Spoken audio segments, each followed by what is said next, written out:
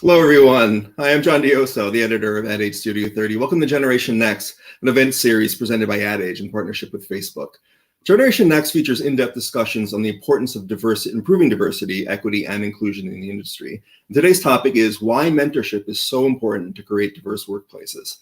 Our guests today are Connie Chan Wang, the Senior Director of Global Brand Marketing at LinkedIn, and Carmen Rodriguez, who's a Chief Client Officer and Partner at Gut. But before we bring them on, first I'd like to introduce our host, Judy Toland, VP and Head of Scaled Solutions, Global Business Marketing at Facebook. Hey, Judy.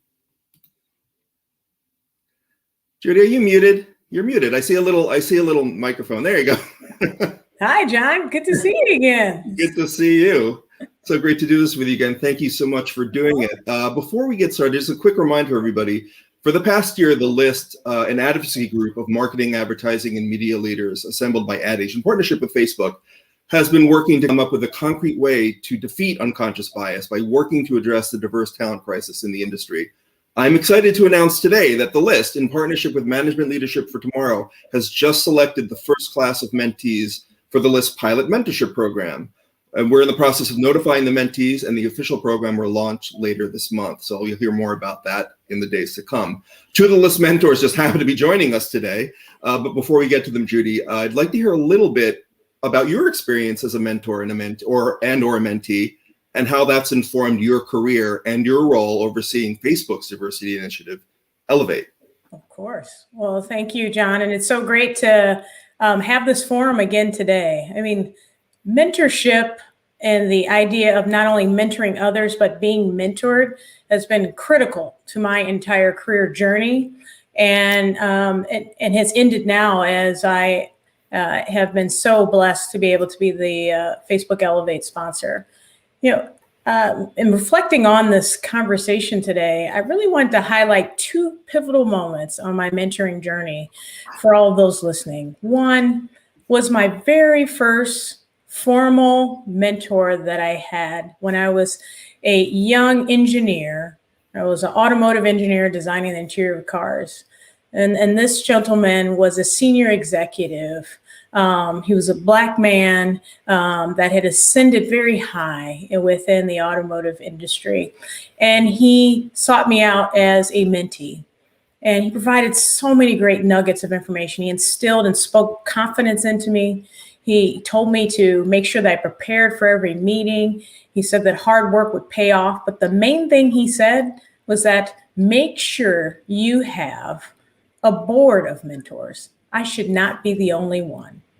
And so that has been the framework of my entire career, is that I have what I call a board of directors, people that provide me counsel. Some are peers, some are former managers, some are people that actually used to work for me. And it is a diverse group. And sometimes some will fall off during periods, and then I'll add some new ones. I have men and women, Black, white, and all races and backgrounds. And it's allowed me the ability to have great counsel and mentorship throughout my career. And this, one thing that I found before we bring on Carmen and Connie is this whole idea around having not only mentorship, but diverse mentorship, diverse voices, but then leveraging that as we grow our careers. And so that's just a little bit about my mentorship journey. Thanks, John, for asking. Oh, of course. One of the things that leaps out, from that great story, I love the board of, as Elena just said, she loves the idea of a board of directors, and I would love to bring them on at some point, or maybe we could chat to them. That would be a great episode or a great meeting.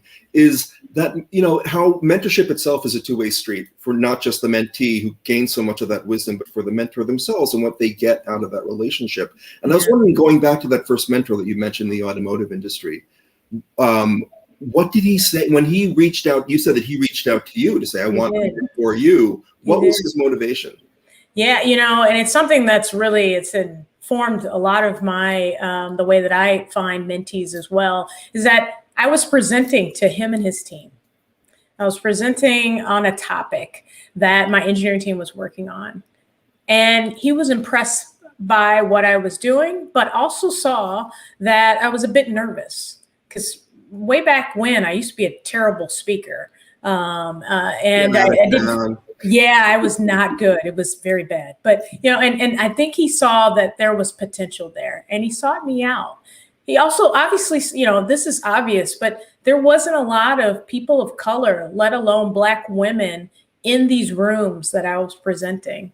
And he wanted to make sure that I was wildly successful so that other people that look like me would also fill that table that we were sitting around. And I'm forever indebted to him. And so I do that a lot too. I'll see people that are presenting or giving a briefing on a topic, and I'll see that potential and I'll reach out and encourage them.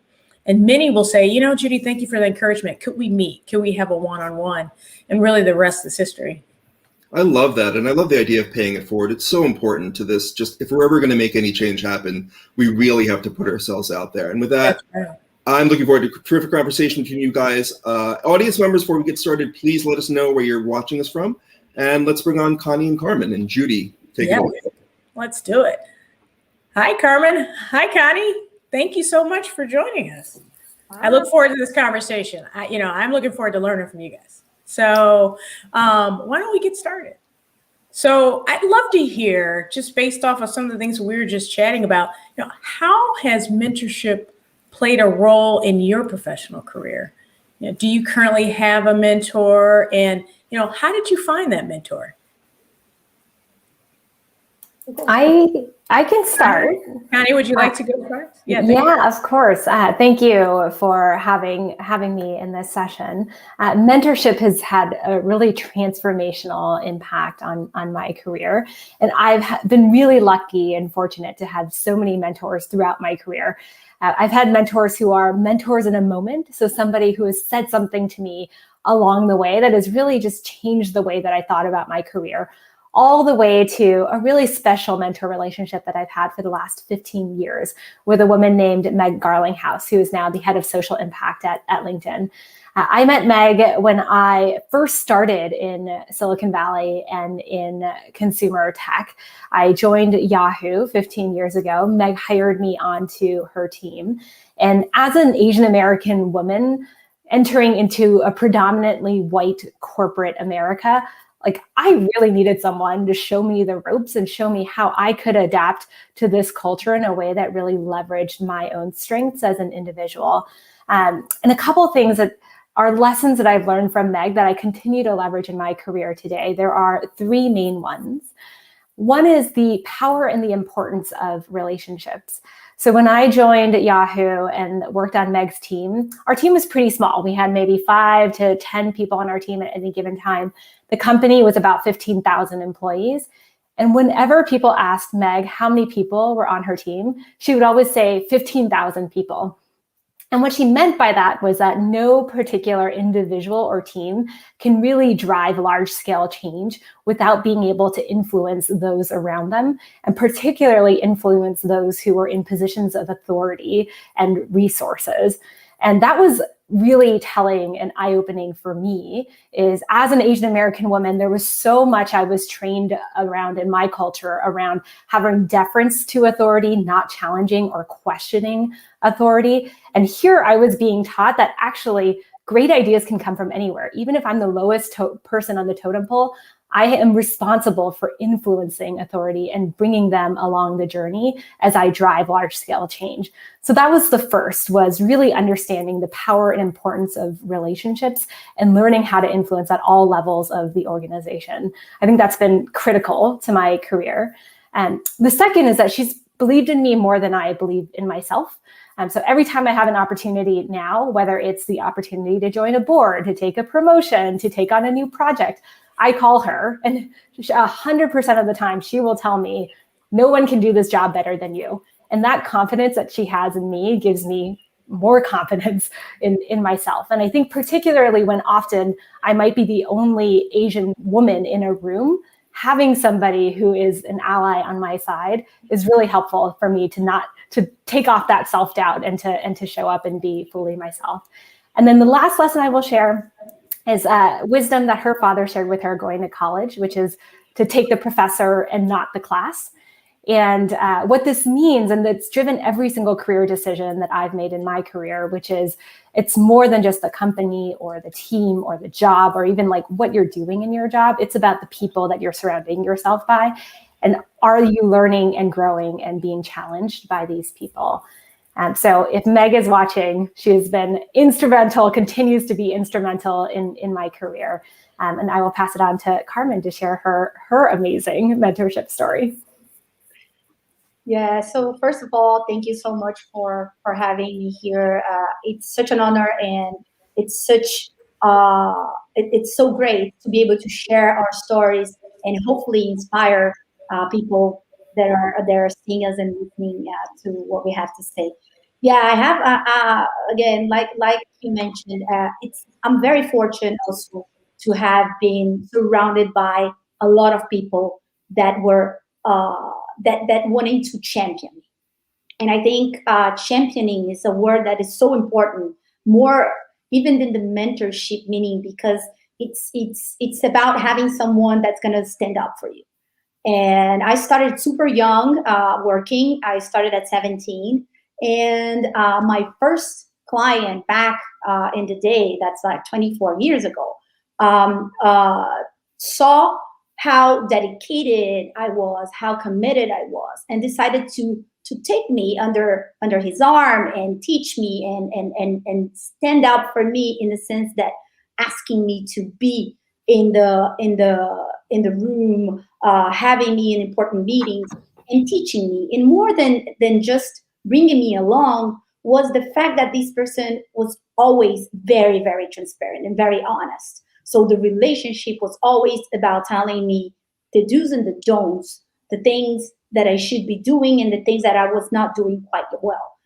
And I'm very thankful. He's still my mentor to this day. And we have a very close relationship. So I think many people, and I love the concept about the board of mentors and the board of directors, because that's truly, when you think about your life and the mentors that you have in a few moments of your life and things that you can absorb from people you met throughout your journey, and the people that stand and that they keep being present in your life, they make all the difference. And I'm very happy that I get to pay it forward now, that I happen to be mentor for the people that I work with and the people that I'm available to meet throughout this journey, because this is really important. Having someone to champion you makes all the difference. I love it. I love it. You know, you both touched on this idea around validation, right? And encouragement. Someone that is speaking, you know, just power into you, so that you can really, I always have this, say the saying, you know, you can arch your shoulders back and walk into those rooms with the confidence that you need. And so besides that, you know, coach aspect of a mentor, right, where they're speaking positively, you know, positivity into you, tell me what else, you know, and Carmen, stay with you. What makes mentorship work? You know, how can people become even better mentors and mentees? I think for me, it's about engaging, getting to know your mentees, engage for real, dedicate yourself to that relationship, and not just only saying the things that your mentee wants to hear, which is very hard. You have to be very assertive and transparent in every message that you say, because it's about empowering. And again, I have some issues with the word, but it's about allowing these mentees to also feel confident. And I think one of the things that I loved most about my relationship with my mentor is that confidence that I gave, that he gave me, for me to be empowered to make my own decisions and to trust my instincts, because I could do it myself. And having that encouragement from someone you trust is very, very valuable. So for me, the transparency and the engagement, getting to know the person and empowering them to be able to not keep this relationship as a dependent relationship, but more of an exchange. Love it. Connie, how about you? I really love what Carmen is saying about empowerment. I think when the tables first turned and I was being asked to be a mentor, a lot of the questions I was getting from mentees was they were asking for advice. Like, what should I do next? How do I get this promotion? And I was answering with advice. And it turned out more often than not, they didn't take my advice. And at first I was like, wow, I must be giving really bad advice. Then I realized on reflection that as a mentor, like my job isn't to tell them what to do. My job is to ask the right questions and be curious and help them figure out what is the right thing to do for them. And that was a revelation to me because I didn't have to attend all of these sessions thinking I needed to have the answer to everything. Like really nobody knows better what to do than the person who's doing it. And so empowering that person and asking them the right questions, I found is an important role of the mentor. The other important role, and of course I'm going to have to say this, but I also believe it's really true, is the mentor's network is incredibly important to mentees.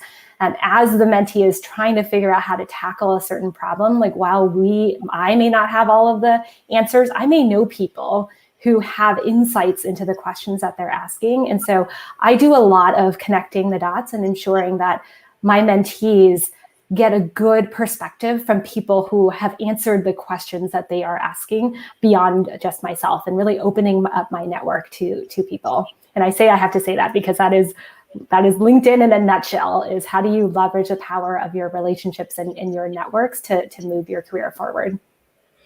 I love it. I love it. I mean, it's all about the network. I remember when per that story I shared earlier, when my first mentor realized that I wanted to go into marketing away from engineering. He said, I'm going to have to connect you to someone else, because he was an engineer, right? And it's all about the network. And he said, let's fill out the board. Let's fill out some more people here that can help you make this transition. So I love both of those comments, ladies. Thank you.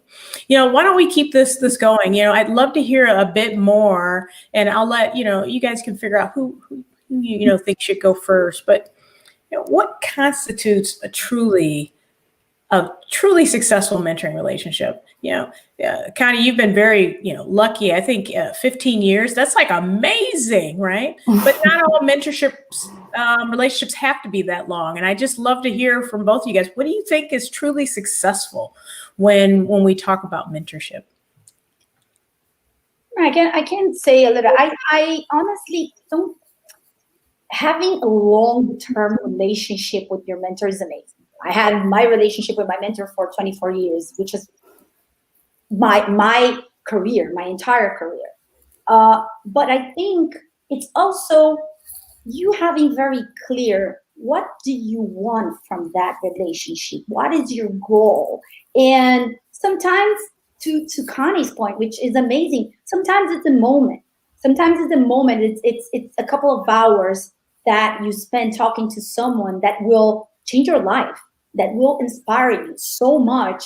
So for me, a successful mentorship is where both the mentees and the mentors can get the best out of the relationship and have clear goals and go for it. I think it doesn't matter the time. And of course, I'm very fortunate, like Connie, with our long-term relationships. But I think it doesn't matter as long as you fulfill something, or that moment that you spend with that person will actually impact in a positive way your life. I love it. Yeah, and I'll just add on to that, because I think the openness to learning on both sides is one of the key ingredients to a successful mentor-mentee relationship. And I think that openness to learning, it can happen in a 15, 24-year relationship, but it can also happen with really any conversation you have with a person. And that's why I really have leaned into the mentor in a moment concept as you don't necessarily need to be in a mentor relationship with someone for a really long time to get a lot out of a relationship. Oh, Meg Garlinghouse is commenting. Yes. I saw her comment, her commentary on your LinkedIn page over the weekend too. So yes, she's been quite an influence in your life. She certainly has been. I will say, and Judy and Carmen and I talked a bit about this last week, which is that for a long-term relationship to be successful, I think the key ingredient is chemistry. And really, and that chemistry, I think sometimes can't be forced. And so if there is no chemistry, like sometimes it's okay to just spend the 15 minutes, the 15 days, however long that relationship lasts, and then cut it loose once you realize you've gotten as much as you can out of the relationship. I think for something to last as long as it has for Carmen and I, like that chemistry is super, super important. I agree. I mean, you guys have both mentioned two very important things that take a little bit of the pressure out of mentorship on the mentor and on the mentee, right? First of all, for a mentee, it can be one meeting. It doesn't have to be a long drawn out where you're asking someone to meet with you once a month. There can be an exchange of ideas, but also too, as a mentor, it's not about having all the answers. It might be, I know a couple people. It might be, let me just listen and let me play back what I'm hearing. And a lot of times your mentee, once you play back what they say, you're like, they'll come to their own decision. So I love that. Well, why don't we, also just cover off on this a bit. And John, I don't know if, are we all set? Do we? Yeah. Why don't I just reintroduce everybody, just if anybody was a little bit late in joining us today. This is Generation Next. I'm John Dioso from Ad Age. That's Judy Tolan from Facebook, Connie Channing Wang from LinkedIn, and Carmen Rodriguez from Gut. And we're talking about why mentorship is so important to creating a truly diverse workforce today. And I just wanted to shout out a lot of the people who are watching us around the world. This is one of my favorite parts of the show. All of our shows is that we get to shout out all the cool people. So we've got Jolina from the Philippines. Shout out to the Philippines. Rodrigo from Brazil. Carmen, there you go. Michael from Miami. Oh, I got to read this. David from Austin. Dave from Flint, Michigan. Go Flint. Jonathan from SoCal Wine Country. Eddie from San Diego. Wouter from Amsterdam. And Bryant from Seattle. Guys, thank you so much for joining us. And I hope you're enjoying this conversation. Please chime in with any questions. You could follow up with us after this episode. We'll show all our web addresses and our social media handles, and there's a lot of information coming from this group just going forward. And this is a great conversation. It's a great mission that we're all on today. And let me just throw it back to Judy to continue the conversation. Thank you, John. Thank you.